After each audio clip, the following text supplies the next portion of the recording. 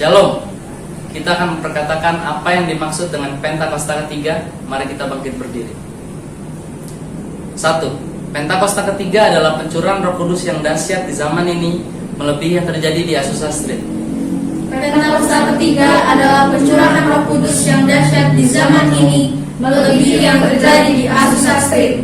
2. Pentakosta ketiga akan mengakibatkan penuaian jiwa yang terbesar dan yang terakhir sebelum Tuhan Yesus datang kembali. Pentakosta ketiga akan mengakibatkan penuaian jiwa yang terbesar dan yang terakhir sebelum Tuhan Yesus datang kembali.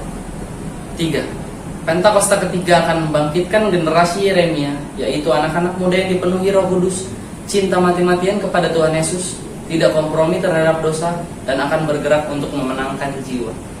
Pentakosta ketiga akan membangkitkan generasi Yeremia, yaitu anak-anak muda yang dipenuhi Roh Kudus, cinta mati-matian kepada Tuhan Yesus, tidak kompromi terhadap dosa, dan akan bergerak untuk memenangkan jiwa. 4. Pentakosta ketiga lahir di Indonesia yang bergerak ke bangsa-bangsa. Gerakan ini dari timur ke barat dan akan kembali ke Yerusalem. Pentakosta ketiga lahir di Indonesia yang bergerak ke bangsa-bangsa. Gerakan ini dari timur ke barat dan akan kembali ke Yerusalem. 5. Pentakosta ketiga akan memberikan kuasa untuk menyelesaikan amanat agung, dan setelah itu Tuhan Yesus datang kembali. Pentakosta ketiga akan memberikan kuasa untuk menyelesaikan amanat agung, dan setelah itu Tuhan Yesus datang kembali. Amin.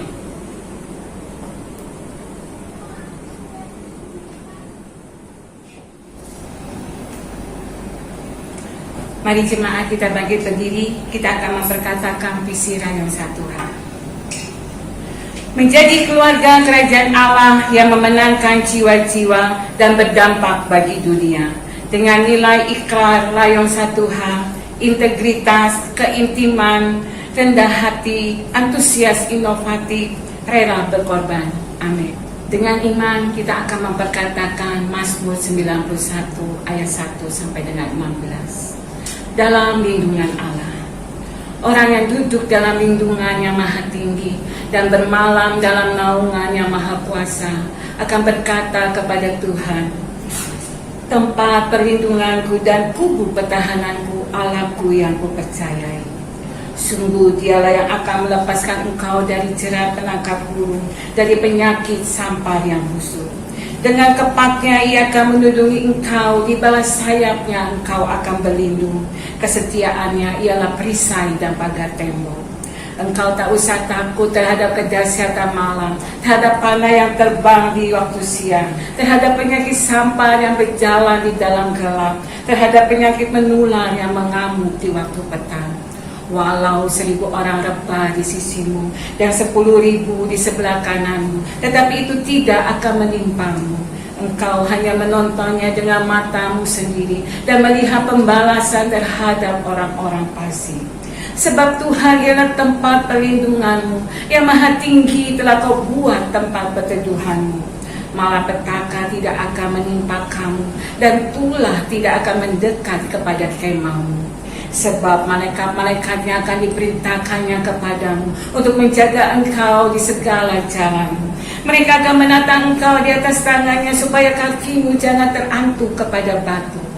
Singa dan ular tedung akan kau langkahi. Engkau akan menginjak anak singa dan ular naga. Sungguh hatinya melekat kepadaku, maka aku akan meluputkannya. Aku akan membentenginya sebab ia mengenal namaku. Bila ia berseru kepadaku, aku akan menjawab. Aku akan menyertai dia dalam kesesakan. Aku akan meluputkannya dan memuliakannya. Dengan panjang umur akan kukenyangkan dia, dan akan kuperlihatkan kepadanya keselamatan daripadaku. Amin.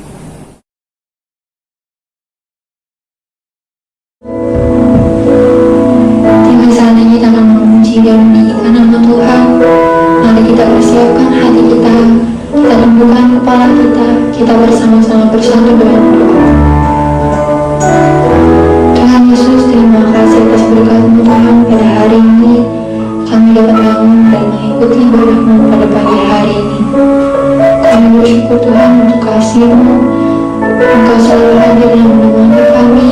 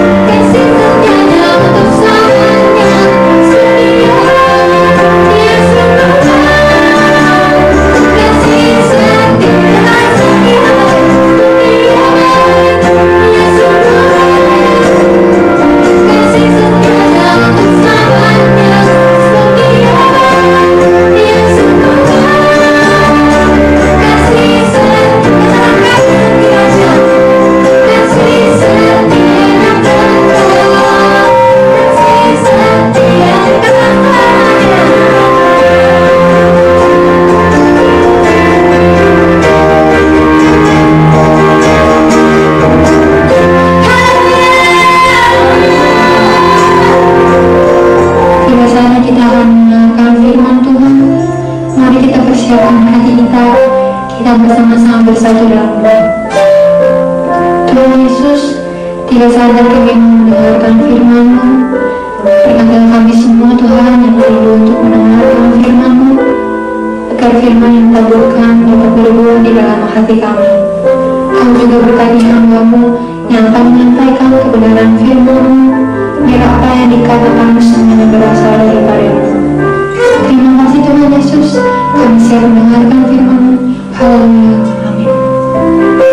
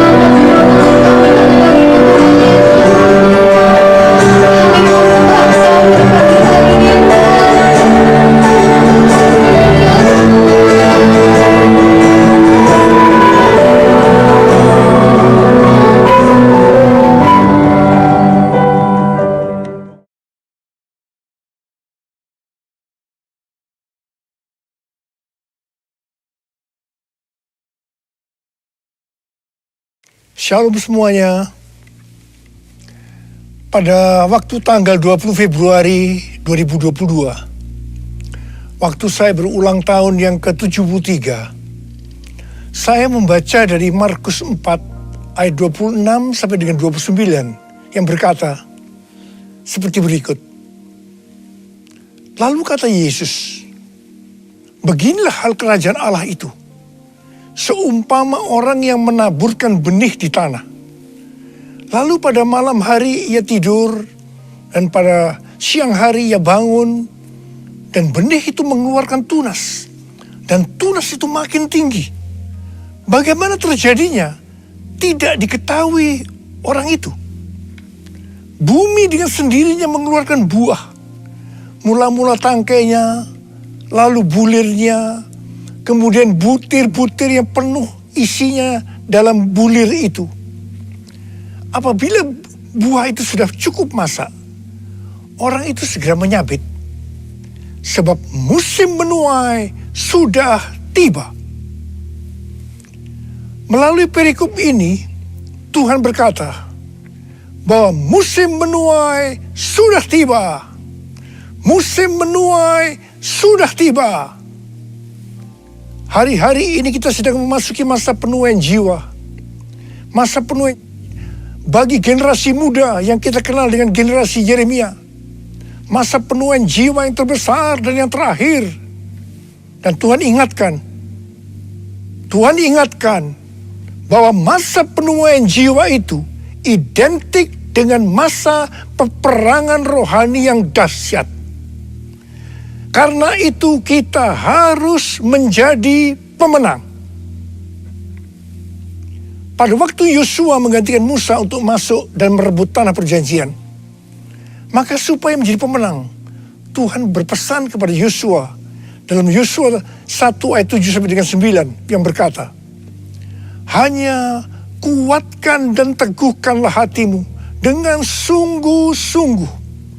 Bertindaklah hati-hati sesuai dengan seluruh hukum yang telah diperintahkan kepadamu oleh hambaku Musa.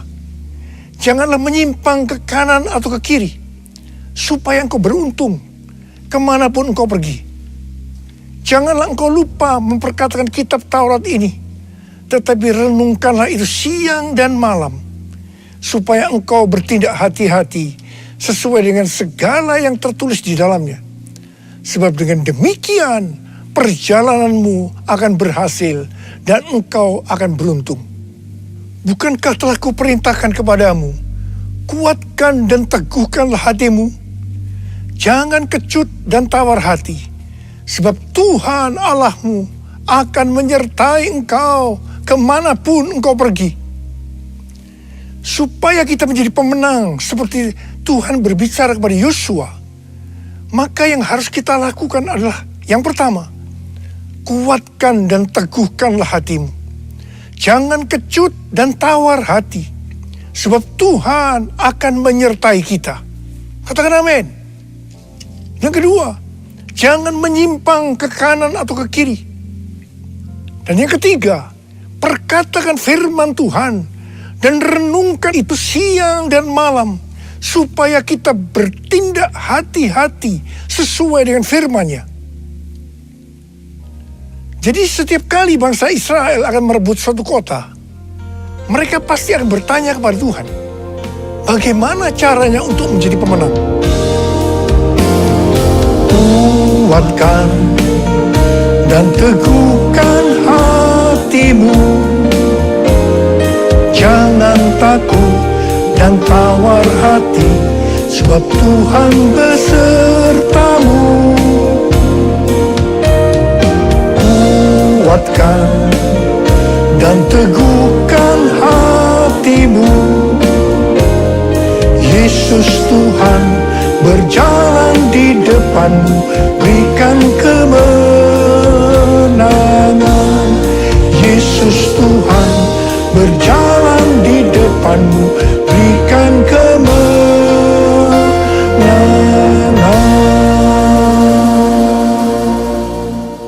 Pada suatu hari, ketika mereka akan merebut kota Ai, mereka tidak bertanya kepada Tuhan, Karena menganggap Ai adalah kota kecil dan jumlah orangnya sedikit.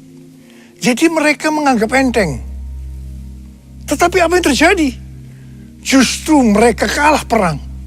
36 orang mati. Ini membuat mereka sangat tawar hati. Mereka berseru-seru meminta ampun kepada Tuhan. Pertanyaannya, mengapa mereka bisa tidak bertanya kepada Tuhan? Padahal di setiap langkah mereka, setiap kali mereka merebut satu kota, mereka akan bertanya kepada Tuhan. Jawabannya, Tuhan yang mengizinkan mereka lupa bertanya. Karena ada dosa dari Achan yang mengambil barang yang dikhususkan. Sehingga Tuhan murka terhadap orang Israel. Kekalahan bangsa Israel ini merupakan pelajaran bagi kita. Kalau kita teledor dengan hal-hal yang seharusnya kita bertanya kepada Tuhan, tetapi tidak kita lakukan, sehingga terjadi hal-hal yang tidak kita inginkan, kita harus introspeksi. Apakah ada dosa yang kita lakukan yang belum diselesaikan dengan Tuhan? Sebab ini akan bisa berakibat seperti yang dialami oleh bangsa Israel. Kalau kita melihat pesan Tuhan Yesus kepada 7 sidang jemaat dalam Wahyu 2 dan Wahyu pasal 3, di mana ini juga berbicara tentang pesan Tuhan Yesus kepada gereja sepanjang masa, termasuk gereja masa kini, maka selalu akan diakhiri dengan kata-kata sebagai berikut. Barang siapa bertelinga, hendaklah mendengarkan apa yang dikatakan oleh Roh kepada jemaat-jemaat. Dan barang siapa menang, upahnya adalah masuk surga. Sekali lagi, bahwa peperangan rohani berhubungan erat dengan menjadi pemenang. Kita harus menjadi pemenang dalam melawan dosa, iblis, dan kedagingan kita. Kuncinya adalah mendengarkan apa yang dikatakan oleh Roh dan melakukannya. Ingat saudara, hanya para pemenang yang masuk surga. Kisah Para Rasul 13 ayat 22 berkata bahwa tentang Daud, Allah telah menyatakan, aku telah mendapat Daud bin Isai, seorang yang berkenan di hatiku dan yang melakukan segala kehendakku. Daud berkenan di hati Tuhan karena melakukan segala kehendaknya. Tadi dikatakan bahwa pemenang adalah orang yang mendengarkan apa yang dikatakan oleh Roh dan melakukannya. Jadi Daud adalah seorang pemenang. Ini tidak berarti bahwa Daud tidak pernah berbuat dosa. Mungkin dosa Daud dengan peristiwa Batsheba merupakan dosa yang sangat besar. Tetapi yang penting, bagaimana Daud menyelesaikan dosa itu dengan Tuhan. Tidak banyak orang seperti Daud yang ketika ditegur dosanya langsung mengaku dan minta ampun. Banyak yang justru sebaliknya, mereka belit dan tidak jujur. Selain itu, Daud tidak berulang-ulang melakukan dosa yang sama. Kalau dia sudah bertobat terhadap suatu dosa, dia akan benar-benar bertobat dan tidak akan mengulangi lagi. Pada waktu itu, Daud lari dari Yerusalem karena anaknya Absalom memberontak dan mau membunuh dia. Di tengah perjalanan, ketika hati Daud sedang sedih dan dia menangis, tiba-tiba ada seorang yang bernama Simei, salah satu keluarga dari Saul, di hadapan para pahlawan dan prajurit-prajuritnya. Dia mengutuk Daud habis-habisan sambil melemparinya dengan batu.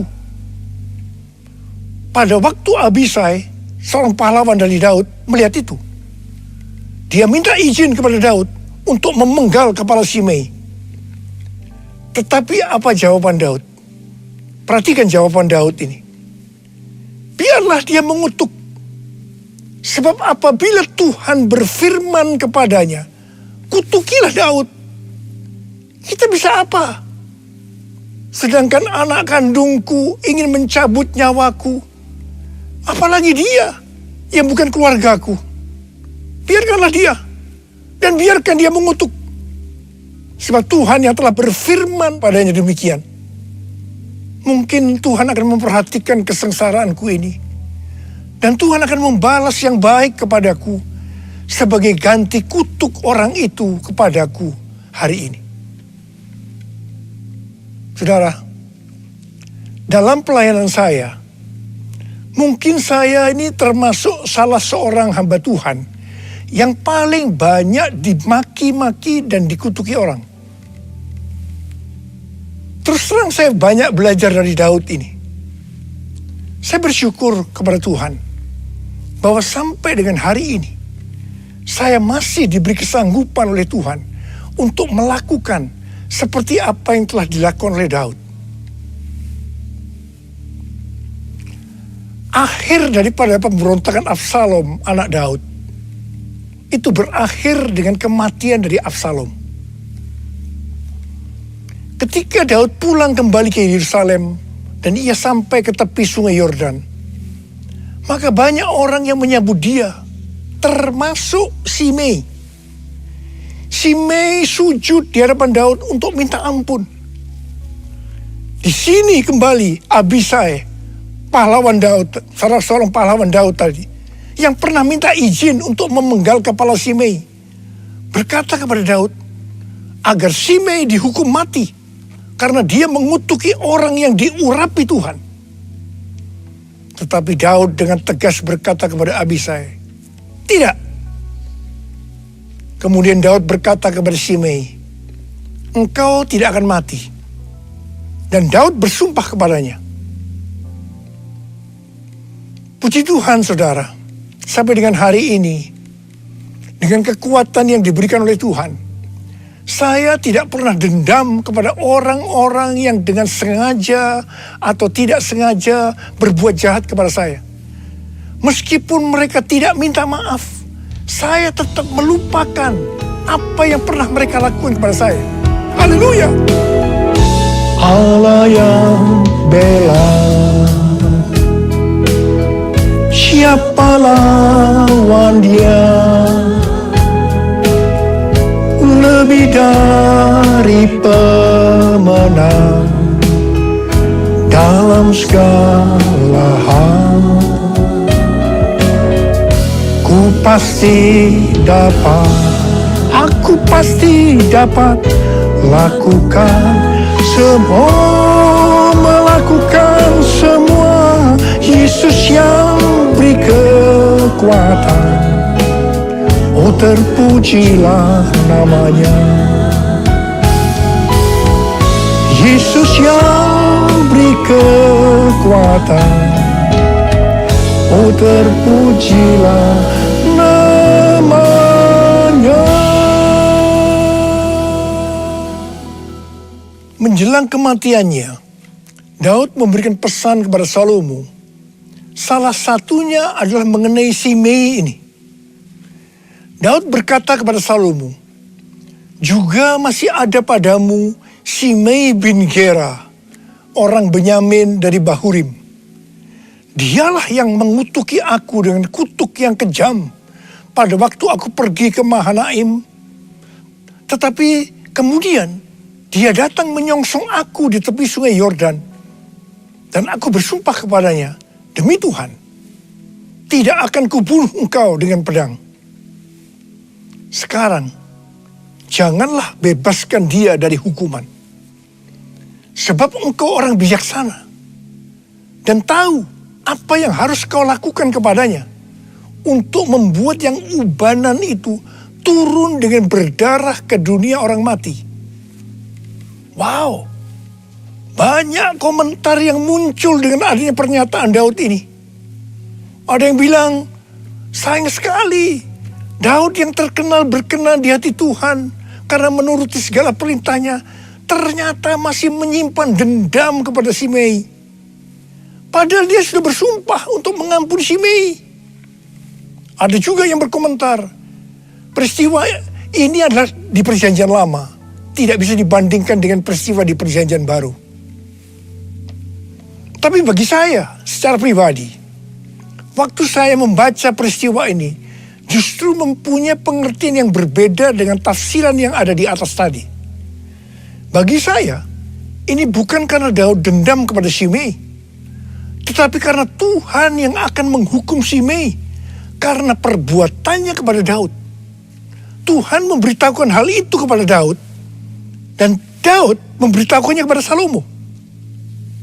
Cerita ini belum berakhir.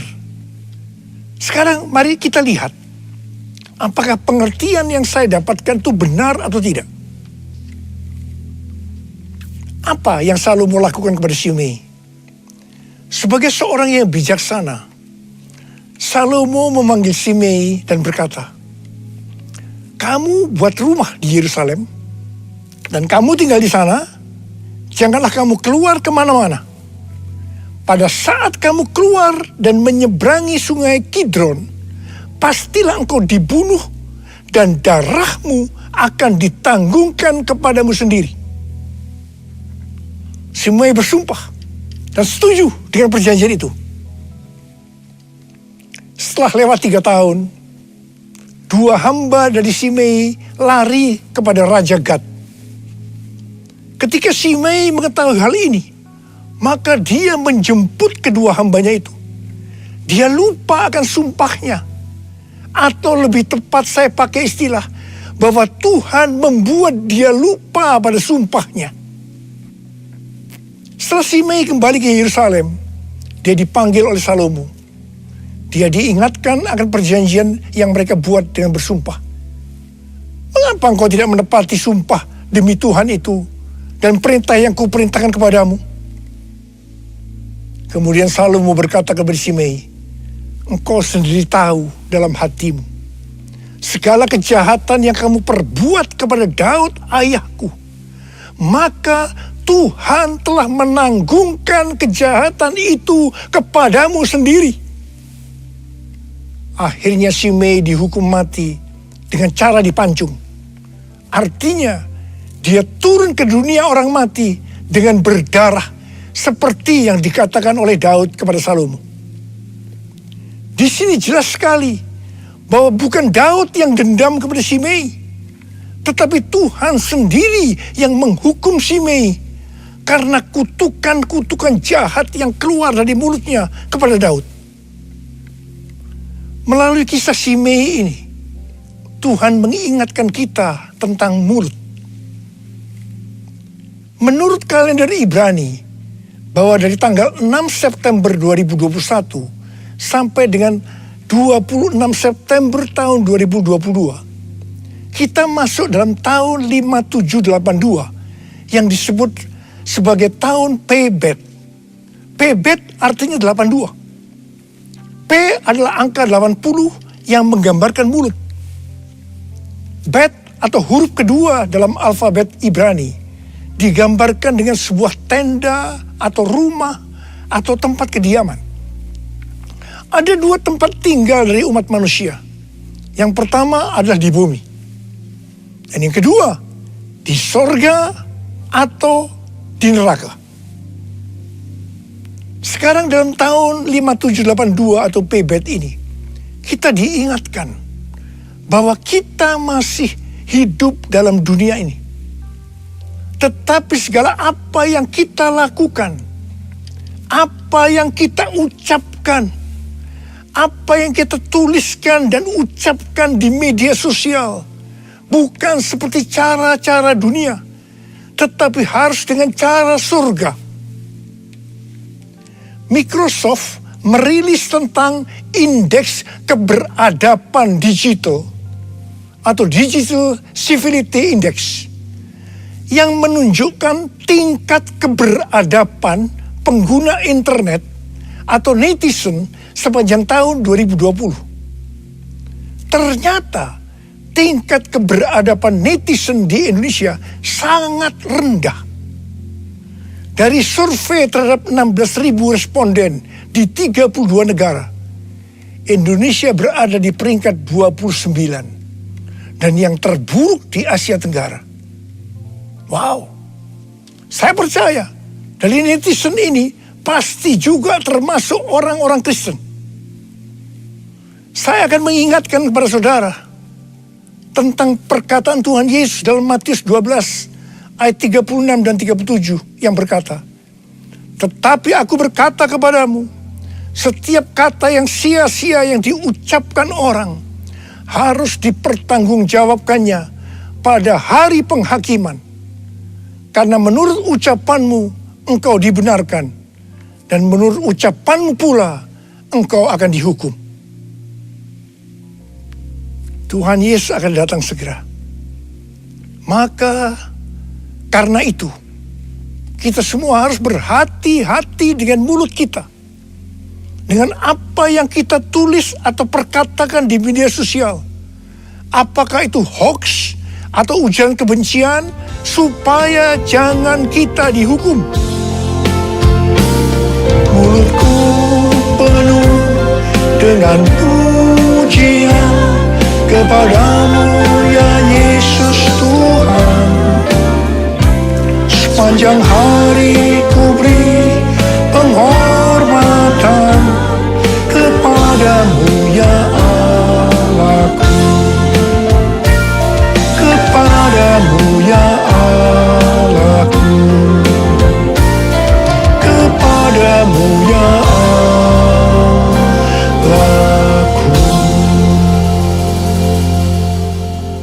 Kita harus mengingat 1 Korintus 6 ayat 19 yang berkata, "Atau tidak tahukah kamu bahwa tubuhmu adalah bait Roh Kudus yang diam di dalam kamu? Roh Kudus yang kamu peroleh dari Allah, dan bahwa kamu bukan milik kamu sendiri." Sekali lagi saya ingatkan bahwa tubuh kita bukan milik kita sendiri. Mulut kita bukan milik kita sendiri, tetapi miliknya Tuhan Yesus. Karena kita sudah dibeli dengan harga yang mahal dari kuasa iblis dengan darah Tuhan Yesus sendiri. Kita harus menggunakan mulut untuk berbicara hal-hal yang sesuai dengan firman Tuhan. Termasuk juga saat berbicara dan menulis di media sosial. Karena itu, sekali lagi saya mau katakan, jadilah pemenang. Jadilah pemenang. Saya berdoa agar kita semua menjadi pemenang. Dan sekali lagi, hanya pemenang yang masuk sorga. Saya mau berdoa buat saudara. Ada berapa banyak di antara saudara yang berkata kepada Tuhan, "Tuhan, saya mau jadi pemenang. Saya mau jadi pemenang." Mari angkat tangan kita.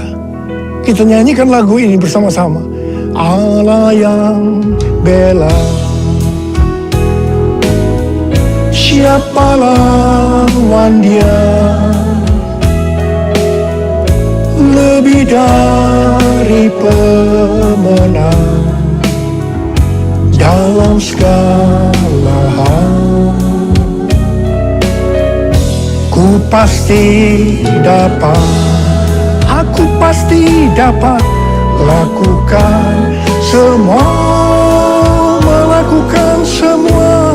Yesus yang beri kekuatan, oh terpujilah namanya.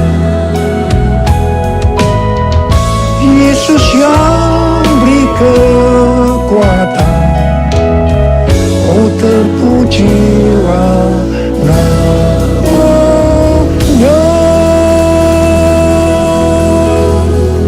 Yalah basyara bala bala bala bala bala bala bala.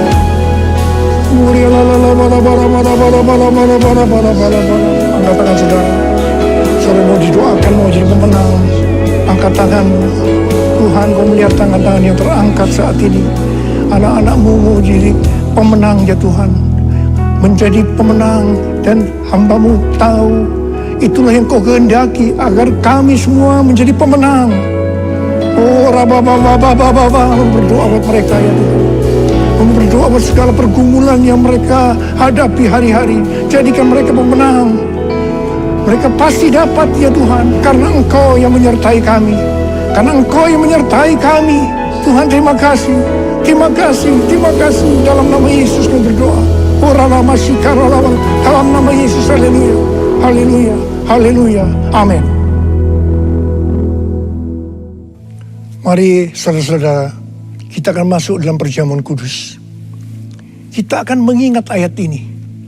Sebab setiap kali kamu makan roti ini dan minum cawan ini, kamu memberitakan kematian Tuhan sampai Ia datang. Perjamuan kudus adalah perjamuan Tuhan Yesus sendiri. Setiap kali kita masuk dalam perjamuan kudus, Tuhan Yesus selalu berkata, biarlah ini menjadi peringatan akan daku. Karena itu mari kita arahkan hati kita kepada kebaikan Tuhan. Supaya kita lebih mengasihi Tuhan Yesus. Supaya kita lebih mengasihi satu dengan yang lain. Mari kita tundukkan kepala.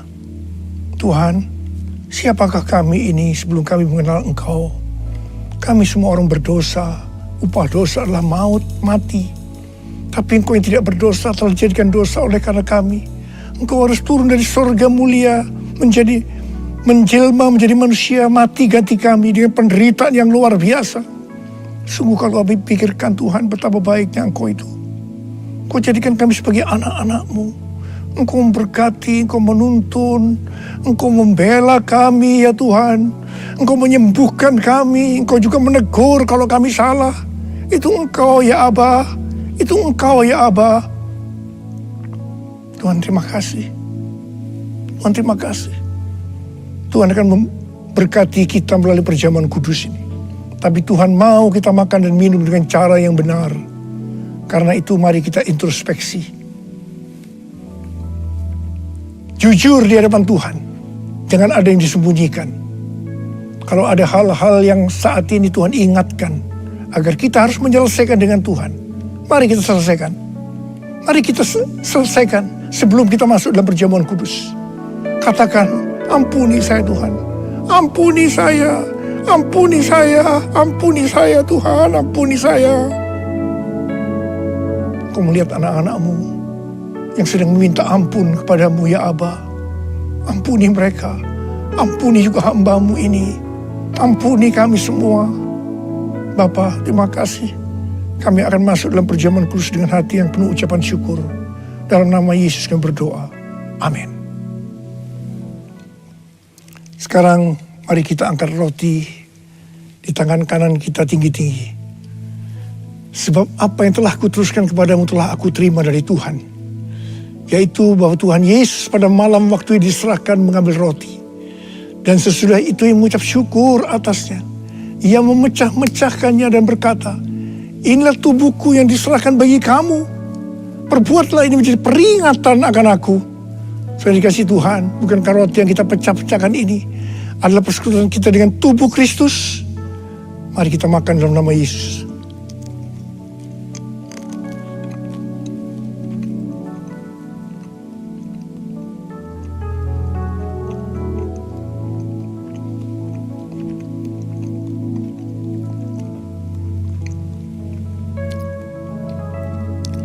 Mari, angkat cawan di tangan kanan kita tinggi-tinggi. Demikian juga ia mengambil cawan sesudah makan, lalu berkata, cawan ini adalah perjanjian baru yang dimeteraikan oleh darahku. Perbuatlah ini setiap kali kamu meminumnya menjadi peringatan akan aku. Sudah dikasih Tuhan, bukankah cawan pengucapan syukur, yang atasnya kita ucapkan syukur adalah persekutuan kita dengan darah Yesus. Mari kita minum dalam nama Yesus.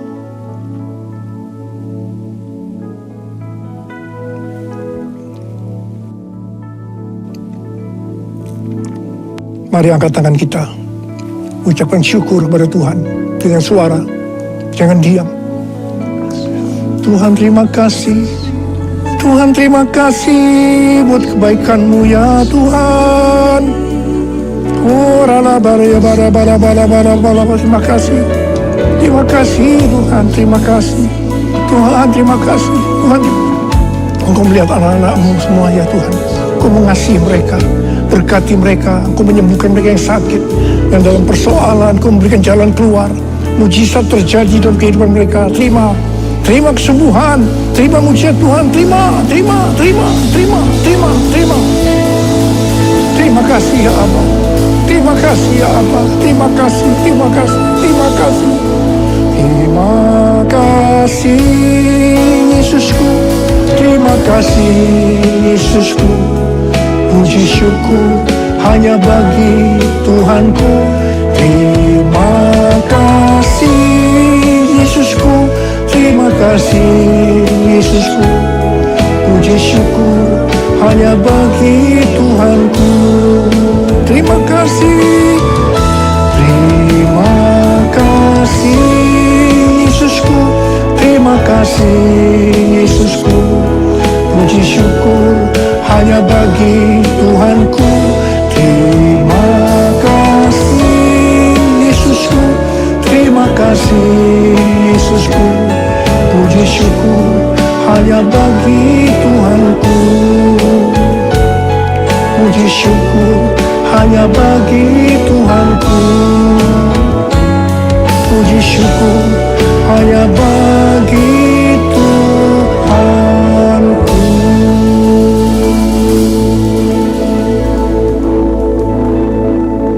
Oh, Rara Syamah, terima kasih ya Pak. Terima kasih, terima kasih, terima kasih, terima kasih ya Pak. Terima kasih. Angkat tangan saudara, terimalah berkat Tuhan. Kasih karunia berlimpah-limpah daripada Allah Bapa dalam anak yang tunggal Yesus Kristus. Persekutuan yang manis dengan Roh Kudus menyertai saudara mulai hari ini. Sampai Tuhan Yesus datang menjemput kita di awan-awan dan bahkan sampai selama-lamanya. Yang percaya bersama-sama katakan, Amin.